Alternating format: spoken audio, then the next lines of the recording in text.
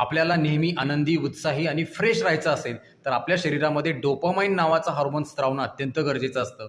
हा डोपामाइन नैसर्गिकरित्या शरीरामध्ये स्त्रावण्यासाठी काय करायचं जेणेकरून आपण नेहमी आनंदित राहू? नीट लक्ष देऊन ऐका. रात्रीच्या वेळेला किमान 6 ते 7 तास शांत समाधानकारक पुरेशी झोप घ्या. सकाळी उठल्यानंतर किमान 10 ते 15 मिनिट तरी कोवळ्या उन्हामध्ये फिरा किंवा बसा. तुम्ही ठरवलेलं, तुम्ही हातात घेतलेलं काम पूर्ण करा. तुमच्या आवडीचं म्युझिक अर्थात संगीत ऐका. रोज किमान 30 मिनिट तरी व्यायाम करा किंवा फक्त पायी चाला. पूरक पोषक आहार घ्या. ध्यानधारणा करा. विवाहित असाल तर नियमितपणे शरीर संबंध ठेवा. नेहमी सकारात्मक राहा, हसत राहा. सगळ्यात महत्वाचं, छंद जोपासा. आपला व्यवसाय सोडून इतर काही छंद असतील, वाचन असेल, नृत्य असेल, गायन असेल किंवा अजून खेळामध्ये असेल तर ते छंद जोपासल्यामुळे सुद्धा चांगल्या प्रकारे डोपामाइन आपल्या शरीरामध्ये नैसर्गिकरित्या स्त्रावलं जातं आणि आपलं शरीर आणि मन दोन्हीही आनंदी आणि कायम स्वरूपासाठी टवटवीत राहण्यास मदत होते.